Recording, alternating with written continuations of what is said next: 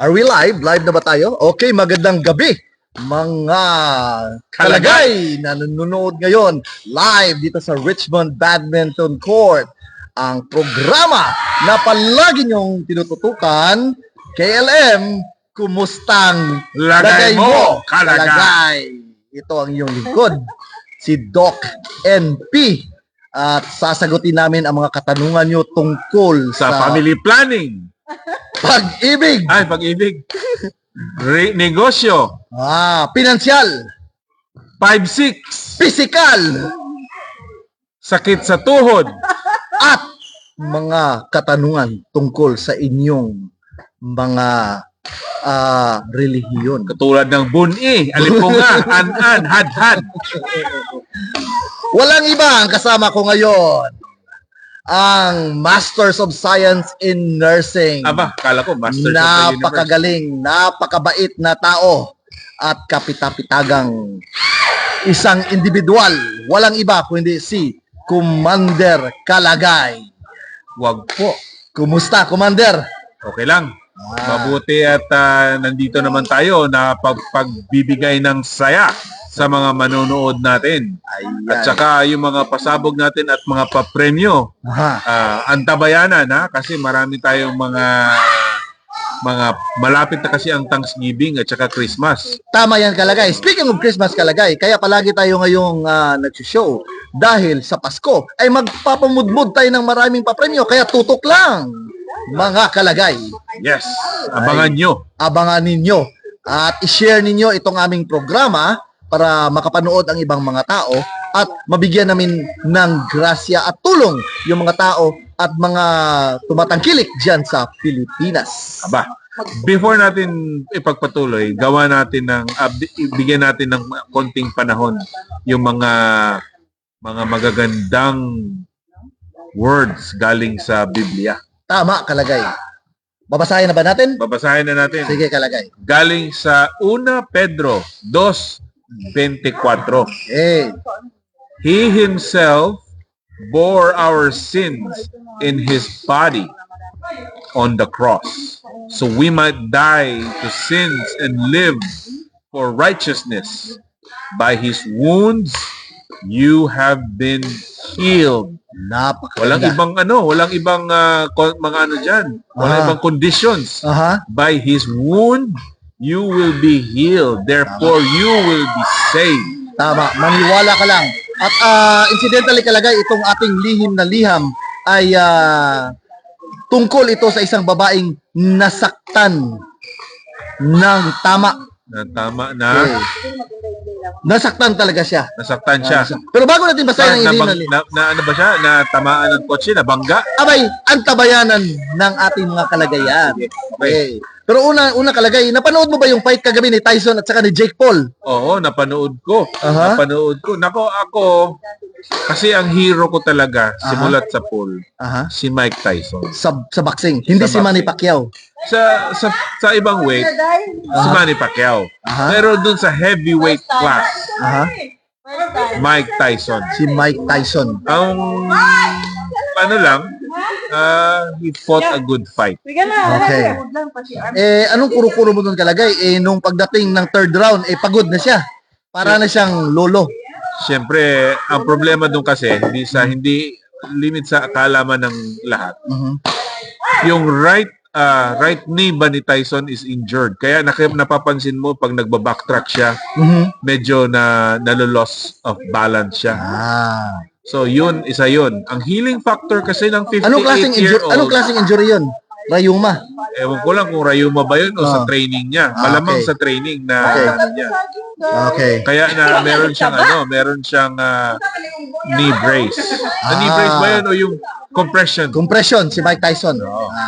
Pero in fairness naman, Kalagay, kay Mike Tyson, Kalagay, Mike Tyson have been fighting since he was 19 years old. He was the youngest Heavyweight champion of the world. Tama yun. Iron Mike Tyson. At ang ating magandang kaibigan si Marisa, kararating galing sa Pilipinas. Galing lang ng Pilipinas. Press, nagpadilig sa Pilipinas yan. Diniligan. Diniligan. Europe Yeah. pala. Sa Europe, Grabe. balita ko, nagpadilig siya sa pilot. Nagpadilig. Ha? Oh. Ang tanim ang diniligan. Diniligan ba ng pilot? Ang pilot pala ang diniligan niya. Tama. Pero anyway, speaking of Mike Tyson Kalagay, he already had a good fight. He already had a good run. Ang aking kuro-kuro diyan Kalagay, iba-iba ang tao. Hindi mo masasabi na ang tao pag mas matanda mas mahina na kaysa sa bata. Kasi if you try to compare, i-compare natin Kalagay si Manny Pacquiao at saka si Mayweather. Okay. Manny Pacquiao has been beaten since he was young. He fought a rough life. Okay. Ang style naman ni Mayweather, patakbo-takbo, ganyan, di ba? So, Si Mayweather naman kasi dancer at saka marathon. Kaya parati siyang tumatakbo palayo. Balita natin yung kasamahan co-host natin na si Ginoong Homer Enhamre. Nanonood pala ngayon. hindi na nagpapakita. Hindi siya nagpapakita dahil marami siyang ginagawa, importanteng bagay. Mga labahin yan. Jover, pumunta ka dito dahil namimiss ka na namin. Ayan. The Pogi, Jover, and Hambre. Pero Kalagay, balik tayo dun Kalagay is, ang katawan ng tao, hindi pare-pareho ang katawan ng tao. Meron. There is always the psychological factor. Psychological factor ang pinaka measurement ng lakas ng performance ng isang tao. Okay, di ba? Kasi if I would always say this and I would stand sa aking opinion, kung hindi na knockout si Pacquiao at nag-fight sila ni Mayweather nung panahon na yon, matatalo niya si Mayweather. Ano sa tingin mo? Ayaw kong tingnan. Pero shout out kay Mike Tyson. Mike Tyson fought a good fight. Yes. Okay. He just have a lot of wear and tear sa kanyang katawan. Okay? Hindi rin natin alam na baka naman parang retirement plan niya. Ayoko rin isipin na ganun kasi masikat si Jake Paul ngayon as a YouTube star, di ba? Pero I still salute and have the biggest respect to Mike Tyson. Man, Iron Mike Tyson, Iron. always been a legend, will forever be a legend. Tama, correct. Kasi pero naman tingnan mo lang. Sa ilang 58-year-old ba ang pwedeng Pwedeng magpasuntok sa mukha? magpasuntok sa mukha. If kahit nga badminton, baka mahirapan na, boxing pa kaya? Yeah, tama. Tama. So ngayon, Kalagay, i-discuss natin ng Kalagay. Ang ating dating presidente na pinakamamahal na taga Davao, Si Tatay Digong. Tatay Rodrigo Roa Duterte. Ayan. Oo. Okay. Ang galing naman ni Digong. Pinaglalaroan lang niya yung sa Quadcom. Pinagmumukha niyang tanga. Ha? Pati si Trillanes, nagmukhang tanga. Ha? So, ano sa tingin mo Kalagay? Kasi if you try to compare ang kaso nila ni Duterte ng ating dating presidente is mass murder. Kung sa ano pa yan, sa general term yan tinatawag nilang genocide.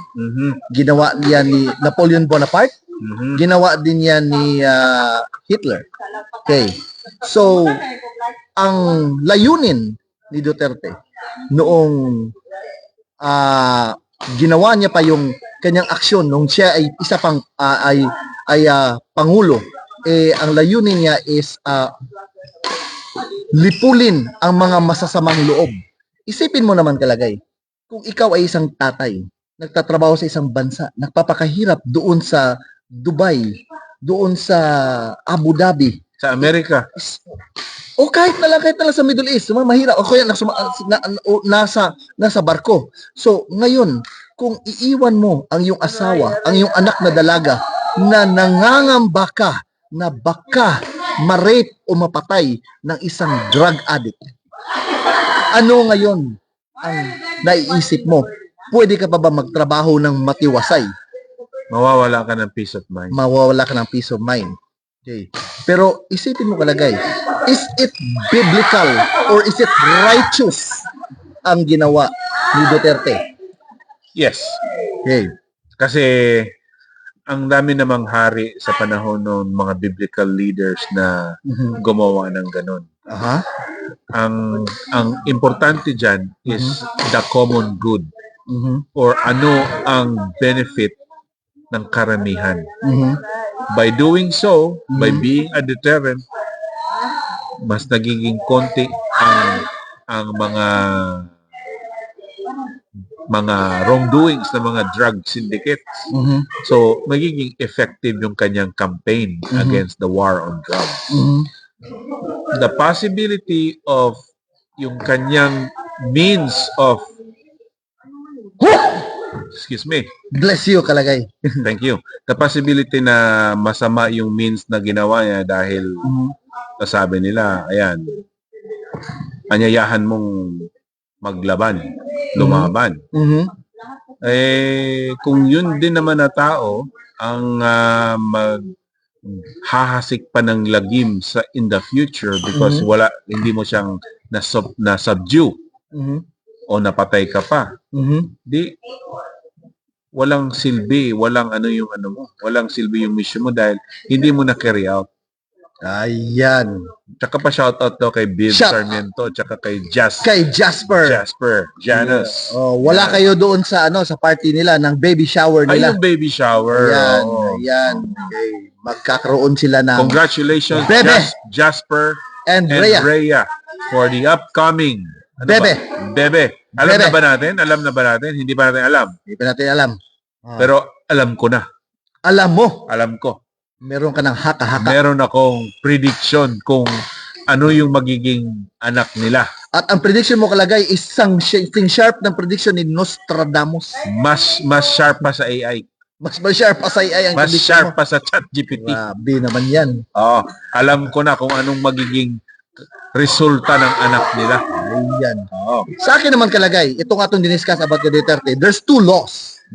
Okay. The laws of man and the laws of God. Aha. Okay. The laws of man. Unahin natin ang laws of man. So, itong laws ng tao is wala na talagang law dahil hindi na-stop ng pulis sa mga previous administration. Yung drugs, Aha. yung krimen, hindi nila na-stop. Inoong panahon ni Duterte noong 2016 nung umupo siya, napunta kami sa Davao. Aha. We feel safe walking around Davao at 2 o'clock in the morning kasi may mga military na yung mga nakabantay. Okay. So ngayon, will the laws of man precede the laws of God? Kasi ang laws naman ng Diyos, ginawa niya, inutusan niya si Noah na gumawa ng arko para i-save niya ang mga animals, mga hayop, mga tao, kapamilya niya, tapos lipulin ang lahat ng tao na mga masasama sa mundo. Yeah. Nangyari yun kay Noah. Nangyari din yun sa Sodom and Gomorrah. Noong pinaulanan ng Diyos ng bulang apoy ang Sodom and Gomorrah. Oo. Okay. Hindi mo rin masasabi na hindi nagalit si Jesus. Nagalit din. Dahil maraming nagtitinda doon sa kanyang templo Sa templo, at sa pinagtatapon labas. ang mga lamesa at mga upuan, mga manok nagliliparan at mga kakanin ay nakakalat sa lupa. Okay. So, ngayon, ang tanong, meron bang karapatan ang tao, ang law ng tao na gawin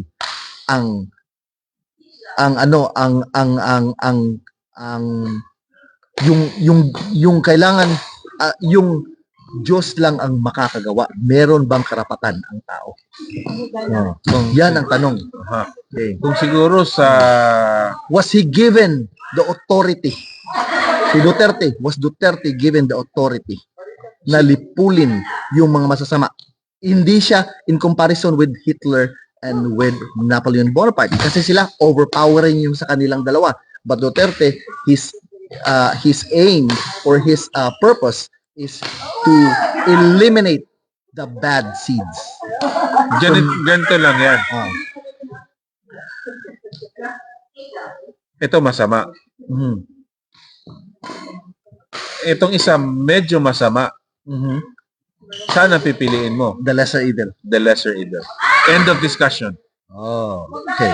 Pinili ni Duterte yung ganun na pamamaraan kasi nakita niya na may magagandang patutunguhan. Mhm. It is not the void of evil because it is considered an evil act is to kill, but the process of killing will yield more benefits than you not killing. The greater good will benefit for that. Sa akin kalagay hindi ako makadecide sa sagot ko ngayon. Hindi ako makadecide kasi I am still, if you ask me personally, okay, my spiritual being is against sa ginawa ni Duterte. But my human being is pro sa ginawa ni Duterte. So yun lang. Ang gusto ko Yun lang lang. itanong dun sa mga mambabatas na nasa Quadcom na kung kayo yung naging biktima ng karumal-dumal na mga kasalanan ng mga drug lord, huwag niyong sabihin na gusto niyo lang silang mapreso o makulong. Malamang dahil tao kayo, tao lang kayo, gusto niyo rin silang paghigantihan at pagpapatayin. Diba? So, yun ang pag-isipan nyo. Pag-isipan nila. Pero nakita ko naman dun sa Quadcom, ang lahat naman ng mga sinasabi nila para lang maging sikat sila. Individual na para sa individual benefit nila. Hindi naman yun yung talagang para lang nila makita yung masakita sa tao para manalo sila sa susunod na eleksyon. Pero tanggalin Malapit na rin ang eleksyon eh. Tanggalin Diba? mo yung mga tanggalin mo yung mga plastika na ganyan. Maraming nagpapasalamat na ginawa ng ang buong sambayanan ng Pilipinas. Magpapasalamat. Hindi lang nilang pwedeng ipakita dahil nga meron silang pag yun ang sinuportahan mo. Parang sinuportahan mo rin yung pagpatay. Yun lang. Pero sa totoo lang na yung mga biktima, nasiyahan sila na yung mga drug lord na yun. Meron ako naisip kalagay. Okay. So, gusto ko na mag-join ng ating mga manonood ng mga kalagay. Oo. Ang question, tama ba o mali ang ginawa ni Duterte? Kung tama, i-type nyo sa comment na tama.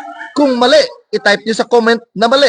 Pagkatapos, kung sino mas maraming sagot, ibubulahin natin ang isa na nanalo ngayong Pasko at bibigyan natin ng 500 pesos. Ayan. 500 Ayan. Okay, kalagay. Babasahin ko muna itong isang bersikulo. Batiin mo muna Si Sol. Si Sol. Si Sol. Sa kaibigan ko yan. Nurse, Taga Pampanga. taga Cyprus. Cyprus. Oh, at karatista din yan siya. Karatista. Anong klaseng karate yan? Taekwondo. Taekwondo. Taekwondo. Ay, nako. Babasahin natin ang isang kataga galing sa Biblia. Isaiah 40, chapter 40, verse 29. He gives me strength to the weary and increase the power of the weak. Ayan, napakaganda. Kalagay, meron ba tayong lihim na liham? Meron. Basahin natin. Sige. Sige. Oh. Okay. Ito yung lihim natin na Pinadala. Alam naman nila na sasagutin natin ang mga katanungan nila, kalagay. Pero bago mo basahin, kalagay, babatiin ko ang aking tiyahin na ngayon nanood ulit. Tita Virgie, kumusta na kayo? Tita Virgie Cardel Virgie Peñaflor Cardel. nanonood sa galing ng Bicol. Bicol. Ayan ba yung food vlogger? Food vlogger. Food vlogger. Yes. Sige. Okay. Magandang gabi mga kalagay. Itago niyo na lang po ako sa pangalang Minatay. Minatay. Parang morbid. Isa po akong simpleng tao lang na naghihirap sa buhay. Kagagaling ko lang po sa Qatar at nagtatrabaho doon ng 4 na taon. Okay. Isang matandang lalaki po ang naging amo ko doon. Aba, Mabait mabait. at mapagbigay. Ayan. Sa katunayan ay tinuring po niya akong isang parang anak. Mahi- Oh, yun. Mahigit 3 taon po ang nakalipas at sa kasawiang palad ay namatay po ang amo ko dahil sa sakit ng kolera Aba! o Namatay. sobrang pagtatae. Pagtatae. Ano naman kaya pinakain niya? Yun ang tanong dyan. Aha. Ako po ay lubos na nalulungkot at sa naiwang buwan na aking kontrata ay kinakailangan ko pong lumipat ng amo. Ayan. Nalipat po ako sa kanyang anak na lalaki. Mhm. At ang asawa nito, iba-iba po ang anak sa kanyang ama. Aba, Ibang-iba. ibang-iba Ah, ang yung okay. yung anak sa kanyang ama. Malupit, marahas, at mapagsamantala. Ang Aba, anak. Ang anak. Grabe. Kasi patay na yung ama. Aha. Isang madilim na umaga, Mhm. habang nagzumba ang amo kong babae, pumasok ang amo kong lalaki sa aking kwarto. Aba. Anong ginawa? Aba. Basahin natin. Patuloy natin basahin. Simulan niyang hinawakan ang aking buhok Tapos, sabay sa bunot. ay, sinabunutan. Oo. Okay. Tapos hinipo-hipo ang aking mukha. Ang mukha ang hinipo. Oo. Sabay sampal. Ayan. Nilamutak ang aking hita. Nilamutak. Okay. Sabay paakyat ang kanyang mga kamay papuntang tiyan. Papuntang tiyan. Ah, okay. At pagkatapos sinuntok, pinunit ang suot kong damit at Ay. inubaran ako. Ayan. Aba, Aba. nagiging ano na Grabe. to. Grabe na. Para tayong nanonood ng telenovela nito. At ang sabi niya sa wikang Arabo ay Arabo ha. Okay. mas bagay daw sa kanya ang damit ko. Aba, Aba. Aba. kinuha nilang niya, May pagkabinabae pala to. kinuha nilang mag-asawa ang damit ko, makeup, bra at panty ko. At pinagsusukat nilang dalawa. Aba. Aba, Aba. tag-team pa. Nagtag-team pa sila. Salamat na lang at tinulungan po ako ng ating mahal na Vice Presidenteng Inday Sara Duterte. Ayan. Mabuhay ka, Inday Sara Duterte. VP Sara. BP Sara. Yan. Ako ngayon ay nandito na at nakabalik ng Pilipinas. Kasama ko ang aking pamilya. Ayan. Mabuti naman na Mabuti nakabalik. naman, nakabalik ka. Ang iba nakabalik pero nasa loob na ng kahon. Oh. Nahingi po sana ako ng payo sa inyo, mga kalagay. Masakit po ang nangyari sa akin at masyadong pinagsamantalahan ang aking pagkatao. Ayan. Paano po ako makapag-uumpisa muli? Ayan. Napakagandang liham. Kawawa naman pala. Kawawa naman galing Kala kay. ko gagasahain. Akala mo gagahasain. Oo. Gagasahain. Yung pala, hinubaran lang dahil Naglibog tas istorya. kinuha Kala na ko ng- gagasahain, gagahasain. Akala namin, gagasahain. Gagasahain. Re-rapid. Re-rapin. Yeah. Oh, yun pala. Pinagnanakaw yung kanilang mga damit, brat, pantit, pinagsusuot ng mag-asawa. Oo. Ayan. Pala, power couple. Mga ano pala ito sila, mga binabae. Mga ano yan, non-binary, mga binabae. Ayan. Oh, KH. KH. Oh, ano bang KH? Kamala Harris.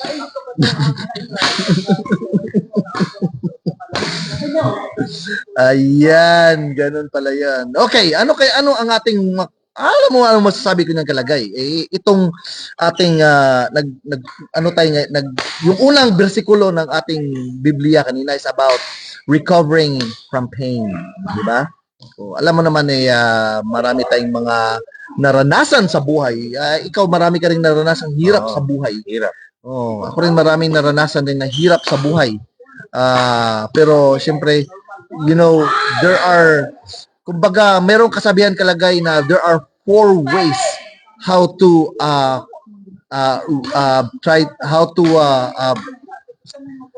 encounter pain. Aha. Okay, or how to handle pain. There are To 4 manage ways pain. how to manage pain. Okay, ang una kalagay is ang iba kasi mga tao kalagay ang ginagawa nila ay they try to curse pain. Putang inang buhay to, lecheng buhay to. Di ba? Oh, ganyan ang they try to curse pain. Okay. Ang iba naman mga kalagay, they try to nurse the pain. Okay. Kawawa naman ako. Palagi na lang akong nasasaktan, palagi na lang tuyo ang ulam ko. Kawawa ako. Ganyan. Oh. Ang iba naman kalagay, they try to rehearse the pain. Di ba? Oh, naalala mo ba noon 50 Relive. years? Oh, relive. Oh, rehearse the pain. Naalala mo ba nung 50 years na na hindi mo pa ako binayaran sa utang ko? Ayan. Oh, ganyan. So rehearse the pain. Pero ang pinakaapat kalagay na pinaka-importante na para to manage the pain is we will try to Accept the pain. yeah, or we will try to reverse the pain. Reverse the pain. So, in order for you to reverse the pain is dapat i-accept mo muna ang sakit. Pagkatapos mo i-accept ang sakit, Hapdi. ang hapdi. Pagkatapos you let your emotions, your physical, your spiritual heal. Pagkatapos yan na mag-heal ka, yan, babangon ka ulit. Okay. And of course, kailangan niya na maraming dasal. Talagay. Maraming dasal para tayo makabangon at para tayo makarecover sa mga sakit na naranasan natin sa ating buhay. Ayan. Ano Pero- masasabi mo kalagay? Ang masasabi ko, number one, pasalamat tayo kay Inday Sara Duterte. At Ayan. na Palakpakan aksyonan natin. agad ang pag-rescue sa kay Ating- Mina Tay. Sa ating OFW, Oo, si Minatay. na-rescue siya na napabalik siya ng Pilipinas. Pangalawa, napasalamat din tayo na natapos na ang paghihirap ni Minatay. Ayan. Nakauwi na siya ng Pilipinas, tsaka wala nang magagawa sa kanya ng mga karumal-dumal at mga pagsasakit sa kanya. Wala nang mangawa. nang May magsasakit. magnakaw ng kanyang pantit bra at mga damit Oo, at siguro, isuot ng ibang tao. siguro dito, Oo. pag ninakaw yung panty at damit, Oo. re-rape na siya. Ah, Dito, hindi siya ni-rape. sinuot lang. Sinuot lang. Ah, Bitin. ah, Masyadong bitin. ah. So, yun ang mga pangalawa. Pangatlo, yun, sa katanungan niya, paano siyang bumangon? Ayun, tama yung sinabi mo, kalagay, na dapat tanggapin mo yung pain. Tanggapin mo yung pain para alam mo na kung paano mo nanamnamin yung pain at paano mo makakalimutan. Tama. Ang ano kasi yan, parang sugat. Tama. Hindi siya bigla na lang siya na gumagaling. Mhm. May time frame yan. Meron yung granulation, Mhm. meron yung collagen formation, and Aha. so on and so forth. So, hindi siya biglang gumagaling. Umaano siya. Bibigyan mo siya ng panahon. Katulad nga ng sinabi ng tatay ko sa akin before. Na, ano yan, bigyan mo ng, meron siyang term, I forgot the term na sinabi niya, na bigyan, time will heal it. Mhm. And what will make it faster is if you accept that. Katulad nung sinabi nila na bakit sa akin nangyari itong pain? Dinideny mo. Tama. Di ba? Pagkatapos tinanggap mo. Acceptance. Aha. Tapos, ay hindi pa pala. Pangalawa, denial. Pangalawa, anger. Galit na galit ka. Bakit sa akin nangyari? Pagkatapos, bakit ako pa? Bargaining. Bargaining. Oo. Mm. Tapos, ano na yung sa last niya is kulang pa ng D, Aha. denial, anger, bargaining, tapos meron pang D, ang A is acceptance yung last. Kalimutan ko lang yung isa. But anyways, ganun yun. Pag natanggap mo na yung sakit, at alam mo na, malalaman mo na yung ano yung susunod na gagawin mo. Shoutout pala tayo. Kay Dave Aranas. Oo, Dave Aranas, ha? Magiging NP na yan. NP Dave. NP Dave. Oo. NP Dave. NP Dave Aranas. Saan ba siyang hospital nagtatrabaho? Sa ano? Sa sa hindi ko alam sa kung saan hospital siya. Oh. Pero alam ko na pag nagtatrabaho siya sa kanyang hospital, lahat ng pasyente buhay. Buhay. Yun ang Buhay. importante. Yan importante. Wala namang Oh. ibang importante yan kung buhay yung pasyente mo. Oh. Ayan. Di ba? Tama yan. Okay, kalagay. Meron akong tanong. Okay, tungkol kay BP Sara. Ayan. Okay, magpapamudmut yung pera sa Pasko. Another 500. Pag makasagot kayo, paramihan na sagot. Kung sino mas maraming sagot, rarapulin namin yung sumagot na pinakamaraming sagot.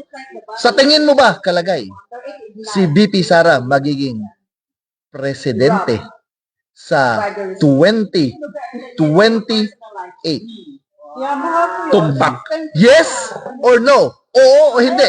Sagot kayo. Oo o hindi? Okay. Walang O. Walang o. Oo talaga. Or hindi. Wala ring hin. Okay. Ako alam ko na ang sagot eh. Oh, ano? Siyempre. Dun sa mga invitation nila at pag deny nila sa Office of the Vice President na budget, na slash nila almost more than one half, Aha. nakakapagpalakas lang yun kay Sara. Magiging nagagamit niya lahat ng disadvantage na binigay niyo sa kanya as an advantage para sa kanyang future na adhikain. Sa akin naman kalagay,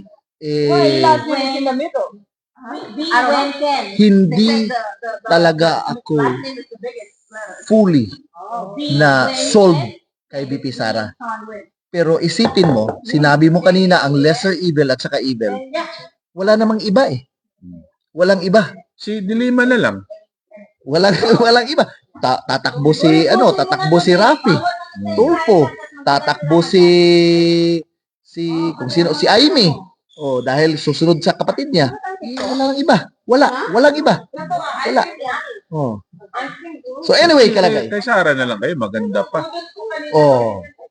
Anyway, kalagay. Matatapusin na natin itong ating programa dahil madaling araw na po dito sa Houston, Texas. Pero bago namin tapusin, babasahin natin kalagay ang pinakahuling bersikulo ng Biblia. Gusto ko sana batiin yung mga kaibigan natin sa Cebu. Aha. Anong pangalan? Anong pangalan? Ha? Yung mga kaibigan natin sa Cebu, babatiin. Maliban lang kay Jude Bacalso. Hindi siya kasama. Wa kay labot, uncle. Ante. Okay, basahin natin kalagay ang pinakahuling bersikulo ng Biblia. Okay. Makinig kayo. Again, bago tayo magtatapos sa mga kalagay na nanonood, palagi niyong tutukan, i-share niyo itong aming programa dahil sa Pasko ay mamumudmud kami ng papremyo dyan sa Pilipinas. Psalm 147 verse 3. Aha. He heals the broken-hearted and binds up their wounds. Napakagandang. Ayan. Ano masasabi mo dyan kalagay?